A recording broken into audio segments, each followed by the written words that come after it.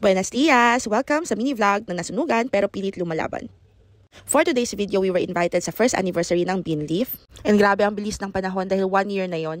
Dito pala sila located sa may Baliwasan, right before PSA, right in front of Baliwasan Senior High as well. So they're open 24/7 and nandito rin tayo nung kanilang grand opening last year. Grabe, time flies. 1 year na agad-agad. Congratulations, Beanleaf Coffee and Tea. Since it's Women's Month, gusto ko lang i-highlight ang another woman who highlights or who also uplifts other women, the owner and CEO of Vintask as well as of Beanleaf, Ma'am Jerville Formiliesa Umaga. So thank you so much for the inspiring message you sent me during the most trying time of my life and for doing this for me. Panoorin nyo.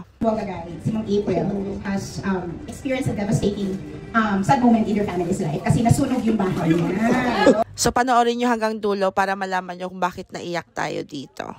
O diba, sobrang nakakalatina tulad ni Ma'am Jerville. Ayan, so I was also even awarded the Vlogger of the Year for Beanleaf. And thank you so much for appreciating what I do and 2 more years. And congratulations, during this event, they also announced that they will be opening another Beanleaf branch soon here in Zamboanga. So abangan nyo yan. So again, to my Beanleaf family, to everyone who's been helping out, thank you so much from the bottom of my heart. And we will rise stronger and better days are coming.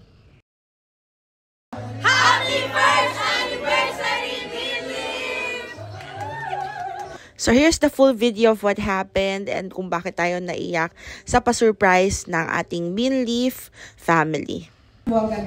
Si Ma'am April has experienced a devastating sad moment in your family's life kasi nasunog yung bahay niya. Bongga si Buddy. Oo, so I reached out to her. Sabi ko, Ma'am April, is there any way that how we could, be of assistance to you? Hindi ako pinansin. Sabi ko, pahingi Gcash, hindi ako pinansin. But anyway, so yes, as your Beanleaf family, of course, you are a family to us, Ma'am April. And we look out, especially when we're family, we take care of our family. We look after each other.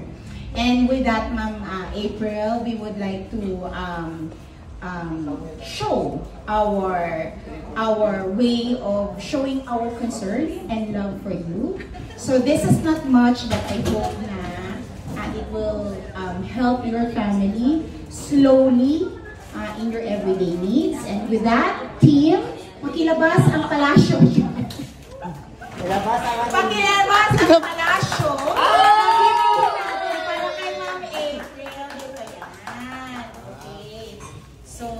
Ma'am April, hopefully that, this is not much, pero unang bigay lang to, meron pang susunod. Ang susunod natin ay 1 condo unit.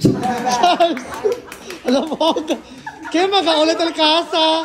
Kaya makaulit ang kasa. 1 condo unit. Try lang, ma'am.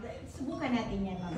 But then, of course, we will be with you all the way until sa makabangon ulit ang family. I know that there's a lot of people who loves you and has been helping you. And we would like to let you know that, again, your family, and as a family, we look out and after with much love, care, and respect. So thank you very much for being for giving us a significant following on Facebook and for looking after us as well. So Ma'am April, nandito lang kami para sa inyo. Yan. O, picture tayo. Picture tayo Ma'am April. From the bottom of my heart, thank you so much, Beanleaf family.